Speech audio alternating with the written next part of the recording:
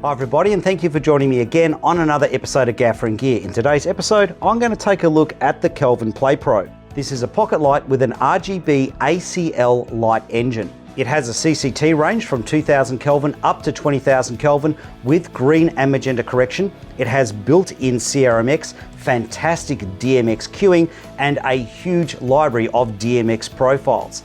It also has a built-in battery which will power the light for 2 hours and 30 minutes at full power, regardless of the CCT or color that you dial in, and it also has an IP65 rating.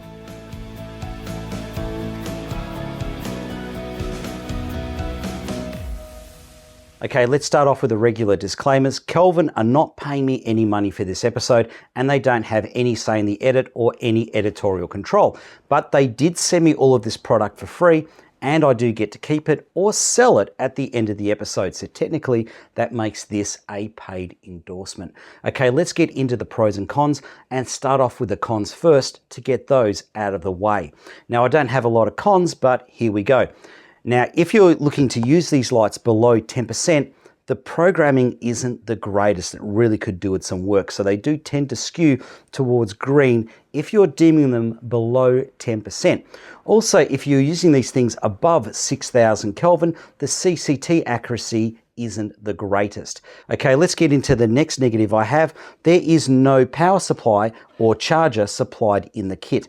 Now, I know these things charge off USB-C. You can get power stations pretty affordably, but for the cost of this kit, I would have preferred that it had one supplied with it that fitted nicely into the kit. I don't want to have to take something like this out on set and then find another bag with a power supply in it. I think that's a little bit of an inconvenience. Now, the last negative for me is to do with charging it. If you do plug it in to charge it, as soon as it receives power, the menu system will fire up and the light will turn on to its last settings. So here's my issue with this. If you've got it facing down, you can't tell that it's turned on. So somebody who's not aware of this might plug it in, think that they're charging it, and they're not actually charging it at all. Now let's go through the pros, and I've had to put a list here so that I don't miss anything because there's quite a few pros. The build quality is sensational. It really is second to none. It's metal housings, with the exception of the diffuser on the front and the screen. But not just the light itself, but the accessories are very, very well built. So, for example, your honeycombs, no corners have been cut in terms of build quality. And that extends through to the IP rating or the weather protection rating. It has an IP65 rating, so you can use it in the rain. Now, these are the first pocket lights that have a full RGBACL light engine. So these things can generate superb colors for your effects. And in my opinion, these have the best yellows of any lights that I've tested in this pocket light category. So to give you an example, this is yellow on an MC Pro, and this is yellow on the Kelvin Pocket Play. Quite a huge difference. Now the lights have built-in CRMX or lumen radio control. Now that leads me to the next pro. The DMX is superb. It's one of those lights where you don't have an option on your DMX smoothing, but you don't need it. It will do an instant off like that, but it will also do smooth fades and transitions. It also has a fantastic DMX profile library in both 8 and 16-bit profiles. The light has a built-in lithium-ion battery that'll give you a minimum 2.5 hours runtime regardless of the CCT or color that you dial into it. It has a huge range of quality accessories and it has a 3-year warranty. Now let's do a comparison of the Play Pro versus other pocket lights so you get an idea of its size and also its brightness. All right, so here we have an Aperture MC Pro, we have a DMG Dash, we have the Play Pro, and we have the Astera Hydra panel. All right, so the Play Pro is definitely bigger than an Aperture MC, and it's definitely longer or wider than the DMG Dash, but they are about the same thickness. Now, it's about the same size in terms of its height and width as the Astera Hydra panel, and it's about half of the thickness. Now let's have a look at the brightness of the Play Pro compared to the other units, and we'll start off with no accessory attached. Now just a few little disclaimers here because this is a bit of an unfair test. The Play Pro is going to score low because it's the only one that has some relatively dense diffusion built into the panel, and the Aperture MC Pro is going to perform very well because it has native spot LED lenses. So without any additional diffusion, the Hydra panel is the brightest, and this will probably surprise a lot of people, the MC Pro is the next brightest, followed by the Dash, and last is the Play Pro. Now let's compare them with their maximum diffusers. So the MC Pro has its dome, the DMG Dash also has its dome, the Play Pro has a spacer and its densest diffusion, and the Astera Hydra panel has its densest diffusion, which also has a built-in spacer. And the results are more along the lines of what I was expecting. The Hydra panel blows everything else out of the water, and the Play Pro is somewhere between the DMG Dash and the MC Pro, but definitely closer to the brightness of the MC. All right, let's go through price and what you get. I'm going to start off with some optional extras first before I forget about them. So you can get this hip pouch for $29 US. So this will take one light with one diffuser. So you can have that on your hip ready to go at a moment's notice. Now, if you want to carry more than one light around and more than one accessory around, but you don't want to take this entire kit with you, maybe you're pushed for space, you can have this travel pouch for $49 US. And the last optional extra I'll show you is a snap bag from DOP Choice. This is $199 US. We'll cover this in a bit more detail in a moment. All right, let's go through the lights. So individual lights sell for $350 US or 440 Australian dollars. And this kit here of 3 lights and accessories sells for $1,600 US or 2,600 Australian dollars. Now let's go through what you get in this kit. So we'll start off with the cables. You get 3 USB-C to USB-C braided cables, but you don't get a power supply or a power station to charge everything. You get the lights. So 3 of the lights, we'll go into a bit more detail about these in a second. You also get 3 40-degree honeycombs. Now check this out. They just magnet onto the front. Now there's nothing unusual about magnetized accessories, but have a look at this. It doesn't matter which way you put this on, it will attach. The magnets don't force apart. I don't know how they've done that. All right, now you also get 3 60-degree honeycombs. Now something to point out with the honeycombs is they're metal. They're not made of plastic, and the housings are all metal. There's no plastic housings here, so that's pretty cool. Now you also get 3 spacers. So what these spacers do is they supply a gap between the LEDs and the diffusers that you can put onto the spacers. So you get 3 of these D100 diffusers, which are very light, and this kit has 6 D75 diffusers, which are quite dense. Now, according to the instruction manual, which you can get via the QR code on the side of the light here, this should have D90 diffusers and D75 diffusers, but I've got 6 of these D75s. So I don't know if that's a mistake in the packing or if they've just changed what's supplied in the kit. I suspect they've just changed what's supplied in the kit. Now also in here, you get 3 ball mounts. Now the ball mounts attach to the thread at the bottom or the thread on the side.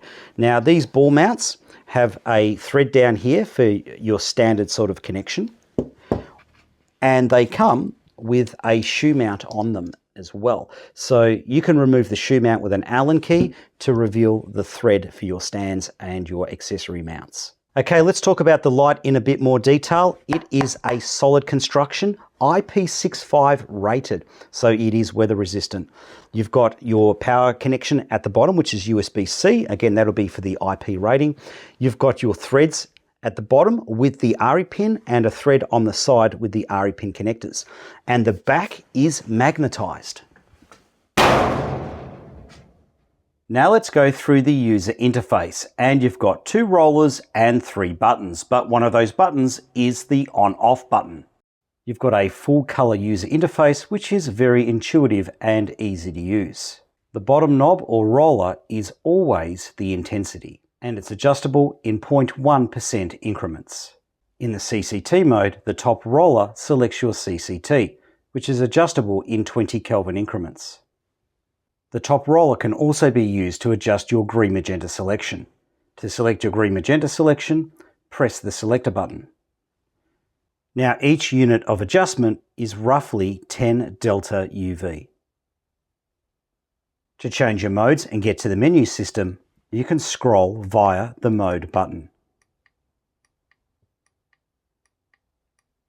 The next mode of manual operation is HSI, and you can adjust the hue in 0.1% increments. To adjust your saturation, press the selector button. Saturation can be adjusted in 0.1% increments. Now deeper into the menu system, which we'll come across later, you can select the CCT at which you desaturate to. The next mode of operation is RGB. This is pretty straightforward, so there's no need to get into that. And the next mode is your gels mode. The top roller selects your gel.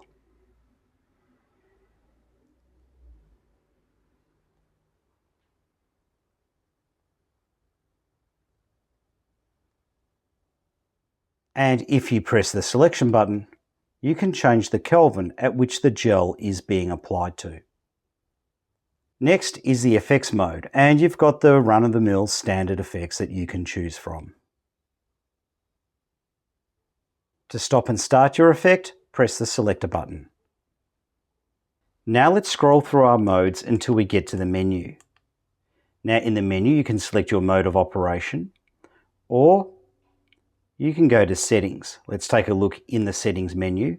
And the first thing in the settings menu is your wireless operation. You can select CRMX, Bluetooth or off.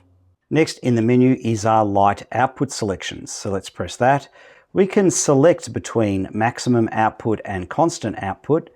Our power mode has a normal or a boost mode. We can select the device color space and the white point at which it desaturates to.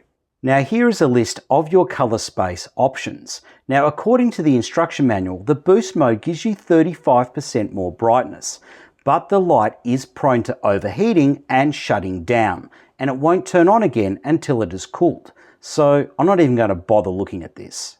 Next thing in the menu is your mode carousel selection. So you can select which modes it will scroll through when you press the mode button. So if you've got a mode you never use, you can take it out.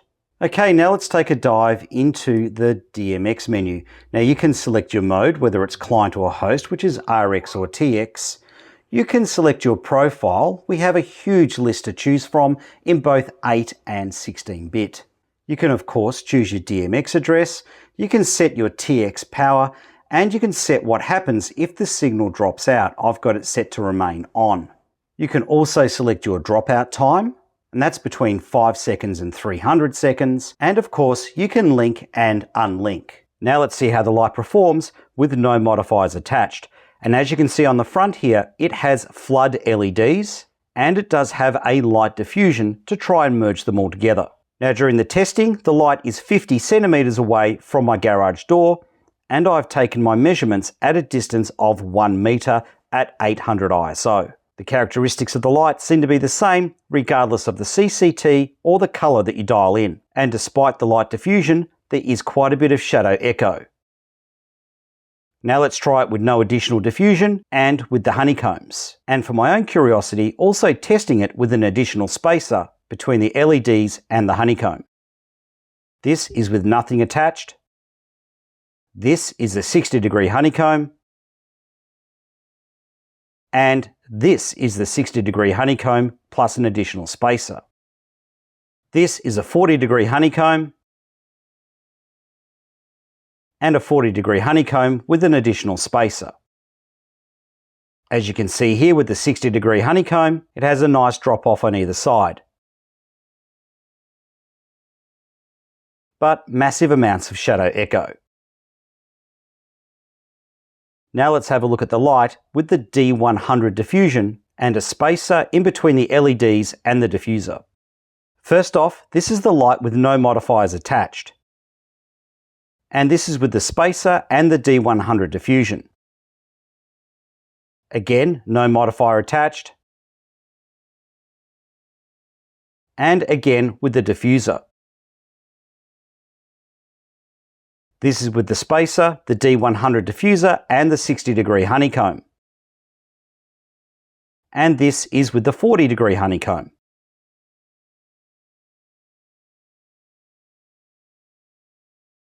Now, I really can't see what this diffuser is doing. Possibly it's getting rid of some color fraying towards the edge. But it's definitely not helping with shadow echo.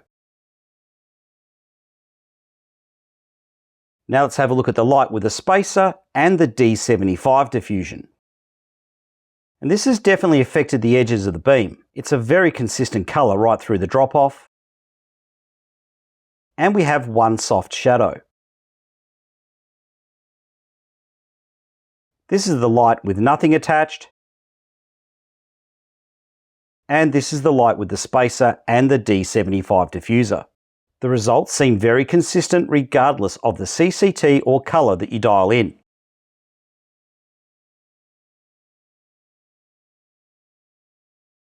This is with the spacer, the D75 plus a 60-degree honeycomb.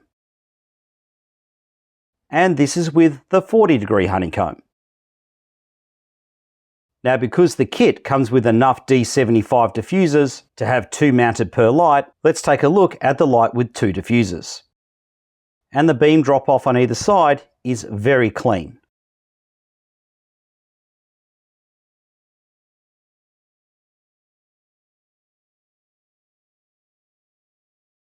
But as you can see from the brightness readings, I think the main thing you're doing with this is just reducing brightness level.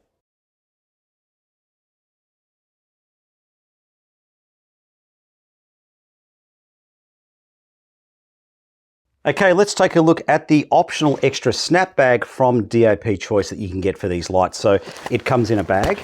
Now, of course, you get the snap bag and you also get 2 diffusers. So you get a magic cloth and what looks to me to be a quarter grid cloth. All right, so on the back of this, it's got quite a simple design to use. You've got some Velcro straps to strap the light in, and you've got some elastic here. Now, the elastic acts like a cradle. All you do is rest the light on top of that in the back. So that fits in quite nicely. Now, it doesn't matter which way you put the light in. The snap bag is designed so you can't put the light in the wrong way up. All right, now we just do up the straps at the back. And there's some additional strapping on the side here that you can do your tension on for the sides. And now the light is nice and simply put in place. All you have to do now is put the diffuser onto the front. Now I've got the diffusion in the front, the snap bag is fully assembled. Now, one of the things I like about this is you've got access to your mounting points regardless of which way you put the light into the snap bag. The only criticism I've got of this is if you are using it with the full magic cloth diffuser, you're not going to get much light out of it. Okay, let's start off the DMX testing. I have the Play Pro receiving its DMX via its internal CRMX receiver. Its dimmer is set to linear, and as far as I can tell, there are no smoothing options. It is also running off an 8-bit CCT HSI crossover profile. To give you something to compare it to, I also have an Aperture MC. This is also running off an 8-bit CCT HSI crossover profile. Its dimmer is set to linear and its smoothing is not adjustable. To give you something else to compare to, I also have a DMG Dash. The DMG Dash is also receiving its DMX commands via the internal CRMX receiver. It is also set to an 8-bit CCT HSI crossover profile. Its dimmer is also set to linear and its smoothing is set to medium. Let's start off the testing with instant on-off commands.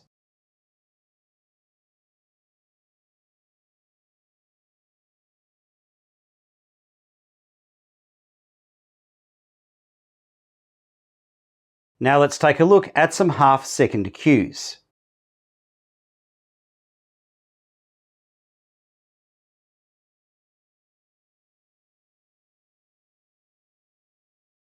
Now let's take a look at some 1-second cues.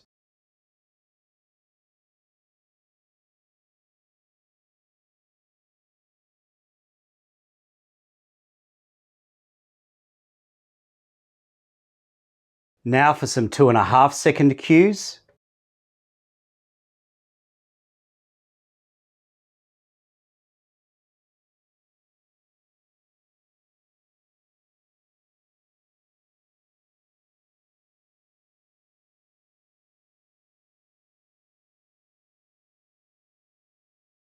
And now for some 5-second cues.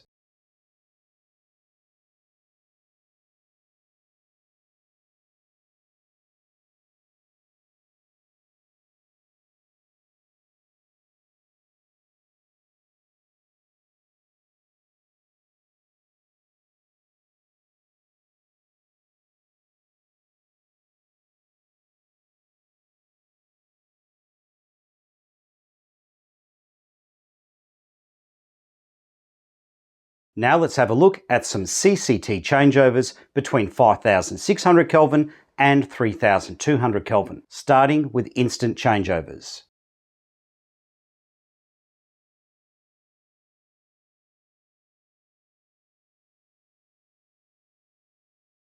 Now for some half-second cues.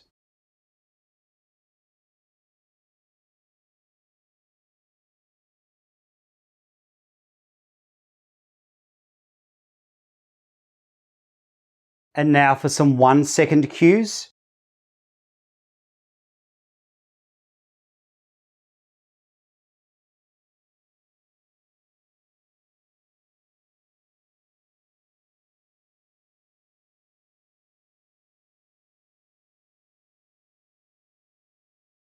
Now for some 2.5-second changeovers.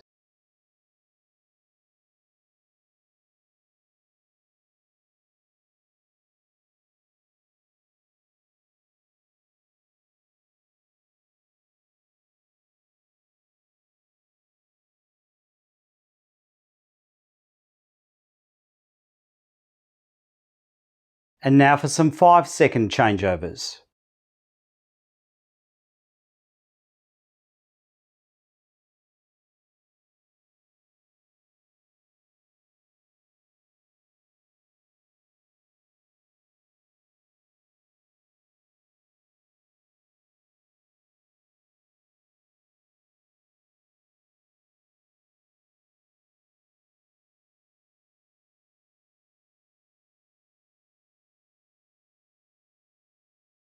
Now let's have a look at some changeovers between a CCT and a color hue, starting with instant changeovers.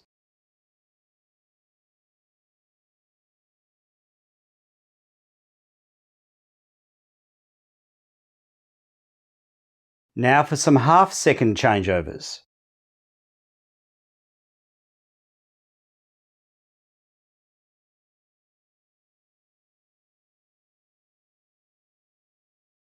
Now for some 1-second changeovers.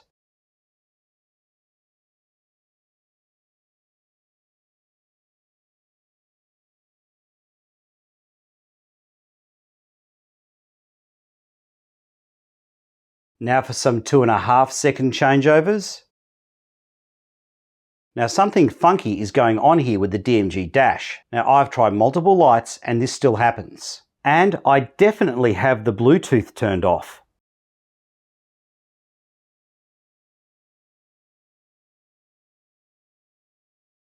And now for some 5-second changeovers.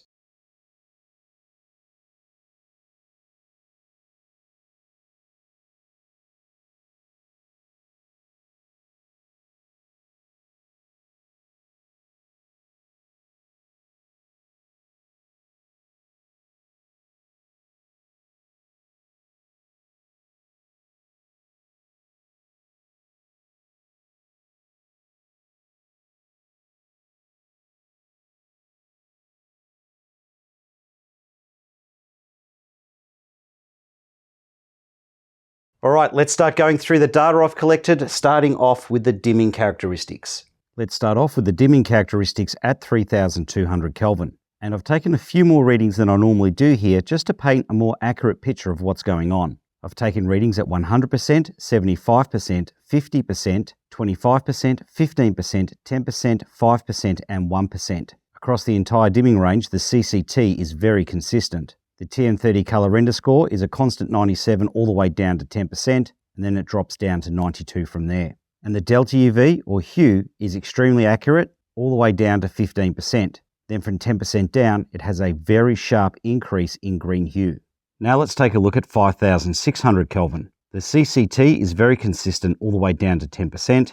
The TM30 color render scores are either 96 or 95, and the delta UV or color hue is extremely consistent all the way down to 5%, but in that last couple of percentages, it gets very green. Now let's take a look at the average CCT accuracies. Now the light is tunable in 20 Kelvin increments, but I've taken these readings at 100 Kelvin increments. And as you can see, the higher the target value dialed in, the more the light is out by. When we take a look at our higher Kelvins, you can see that this trend continues. In the very high Kelvins, the accuracy is quite a bit out. And just a note here, there are no TM30 color render values on some of the really high Kelvins because these are outside the parameters for the test. Now let's take a look at the color render measured in TM30 RF. Between 1700 to 2000 Kelvin, it goes from a 92 up to a 95. From 2100 Kelvin to 2300 Kelvin, it scores a 96. From 2400 Kelvin to 3500 Kelvin, it scores a 97. From 3600 Kelvin to 5600 Kelvin, it scores a 96. And from 5700 Kelvin to 6700 Kelvin, it drops down to a 95. Now let's take a look at the delta UV, white point accuracy, or green magenta hue values. And this light tracks strictly to the Planckian curve. It does not deviate up to the daylight curve.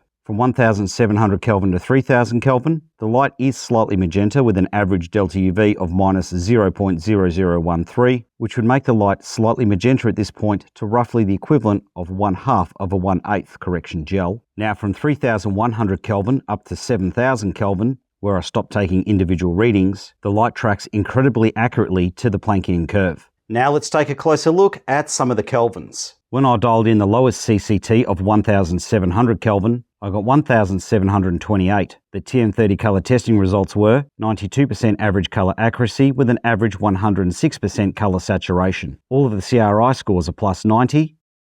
For a very low CCT, this has a very healthy spectrum distribution, and the white point comes in with a delta UV of minus 0.0013, which would make the light at this point slightly magenta to a bit less than the equivalent of 1/2 of a 1/8 correction gel. When I dialed in 2500 Kelvin, I got 2542. The TM30 color testing results were a very respectable 97% color accuracy with an average 102% color saturation. All of the CRI scores are plus 95. The spectrum distribution is awesome. And the white point comes in with a delta UV of minus 0.0015, which would make the light at this point magenta to roughly the equivalent of 1/2 of a 1/8 correction gel. When I dialed in 3200 Kelvin, I got 3268 with an SSI score of 86. The TM30 color testing results were 97% color accuracy with an average 102% color saturation. All of the CRI scores are plus 90 and R12 is the only one below 97. This is the spectrum distribution, and the white point came in with a delta UV of minus 0.0011. So that would give this light an imperceivable magenta hue to roughly 1/3 of a 1/8 correction gel. When I dialed in 4400 Kelvin, I got 4519. The TM30 color testing results were 96% average color accuracy with an average 102% color saturation. With the CRI scores, only R12 was below 96. This is the spectrum distribution, and the white point came in with a delta UV of minus 0.0007. When I dialed in 5600 Kelvin, I got 5738 with an SSI score of 74. The TM30 color testing results were 95% average color accuracy with an average 102% color saturation. With the CRI scores, only R12 is below 90. This is the spectrum distribution, and the white point came in with a delta UV of plus 0.0005. So if you're working to the Planckian curve, this is pretty close to perfect, but if you're working to the daylight curve, this will be slightly magenta to roughly the equivalent of a 1/8 correction gel. When I dialed in 10,000 Kelvin, I got 10,841. The TM30 color testing results were 93% average color accuracy with an average 100% color saturation. With the CRI scores, R9 and R12 were below 90. This is the spectrum distribution, and the white point came in with a delta UV of plus 0.0016. When I dialed in the top Kelvin of 20,000, I got 24,054. There are no TM30 color testing results as this is outside the parameters for the test. With the CRI scores, R9 and R12 were below 90. This is the spectrum distribution,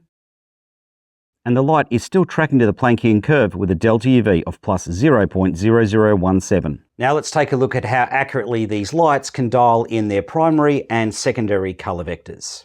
When I dialed in 0 degrees or red, I got 1 degree, but on a plus side, take a look at how chunky this spectrum is. Green or 120 degrees was smack on, 240 degrees or blue was smack on. When I dialed in 60 degrees or yellow, I got 64. And this light has really good yellows. This is an unusually thick spectrum distribution for a 60 degree or yellow color hue. When I dialed in 180 degrees or cyan, I got 189. And again, take a look at this. This is very close to cyan on the spectrum distribution. It is not a mix of primary colors. And when I dialed in 300 degrees or magenta, I got 294. All right, so thank you for watching. Just my closing thoughts. This is a great kit and it's very well constructed. And I think if you are looking for pocket lights, specifically for just putting colors into backgrounds, just putting splashes or highlights around the place, I think these lights generate the best colors of any pocket light I've seen. So if you want more information on that, I'd suggest watch an episode on these lights done by John Roach over at Gaffer Salon. He really does go into detail comparing that. But here's my concern. I already own 36 pocket lights. I do a lot of jobs where I've got pocket lights all over the place. You know, a gaffer's role now has sort of become a little bit art department in terms of supplying lights in shot or highlights around the place. So this is a great kit, but is it great enough for me to consider replacing some of my other lights with these? I don't think it is. If I was buying from scratch, maybe I'd buy them, but my concern for the brand is I think they're a bit late to the party, and quite possibly the majority of gaffers have already got enough pocket lights and are not interested in buying any more. I'm Andrew Locke. See you on the next episode of Gaffer and Gear. Take care.